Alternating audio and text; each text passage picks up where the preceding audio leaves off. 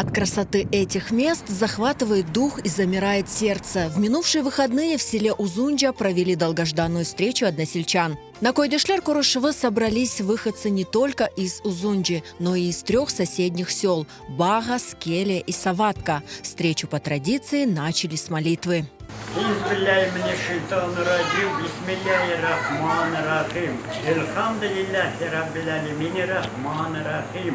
Малик Юмидин, яки набуда, яки истаин, ирдина сарата густатым, сарата лизини нам тареким, гайры мардуба, алейкум велидоволин, амин. Шевкету Алиеву 89 лет. Когда его выслали из родной Саватки, ему было почти 9 лет. Счастливое детство в красивом селе оборвала депортация 1944 года. Kapılar kakılganını düyüp turduk. Son babam, anamlar ular erte turdular ebed. Bizi de turguzıp başladılar hazırlamaya.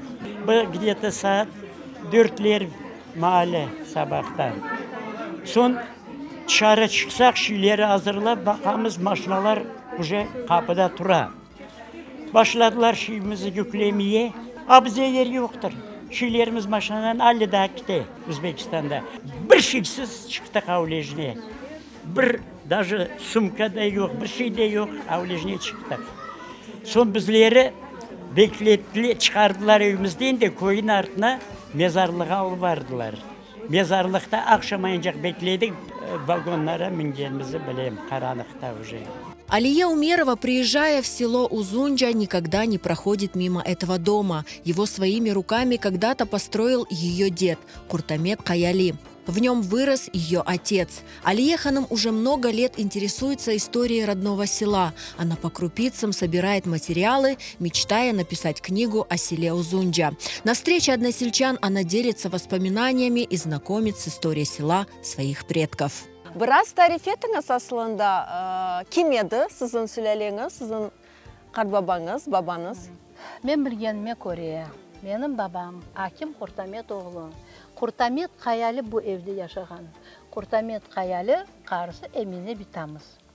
Қоранда да 6 оғлан бір қыз екенлер. Мен бабам 4-cüsü. Bu қарбам өзі yapқан бұл evleri көріп отырасамда. Қызылчық çırpılarından yapılған ev.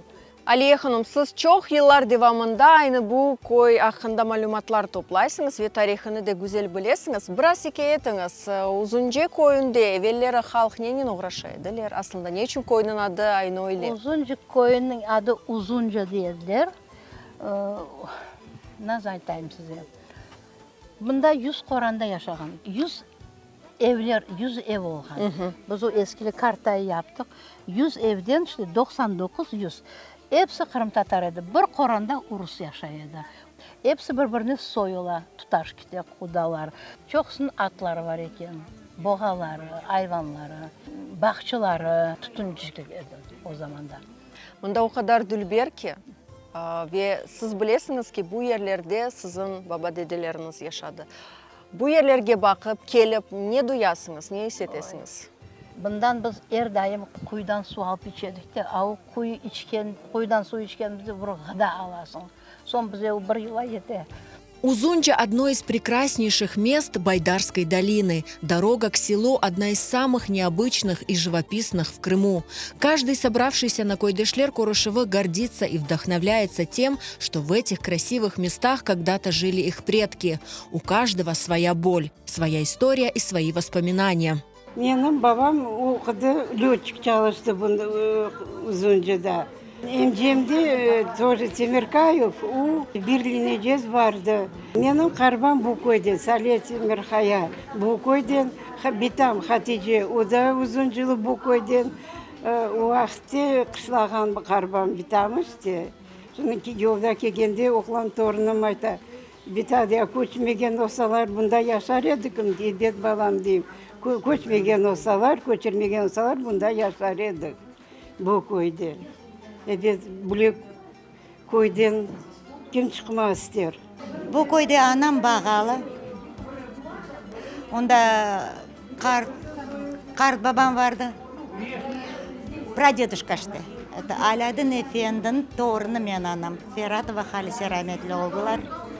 Sonra Анам бабасы уже, бабам уже Ферат Харбам, тоже они багаллар.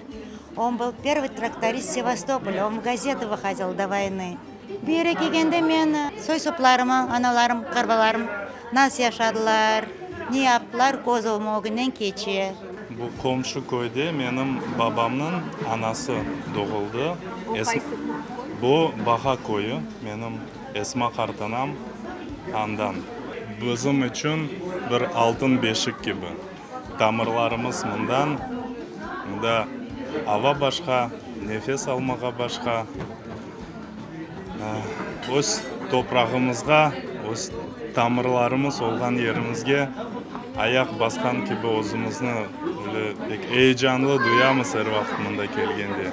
Уроженцы сел Узунджа, Бага, Скели, Саватка и их потомки надеются, что койдешлер-курушевлеры в этих краях станут ежегодными. Ведь именно благодаря этим теплым встречам продолжается связь поколений и сохраняется история и память о тех, кто жил здесь до мая 1944 года.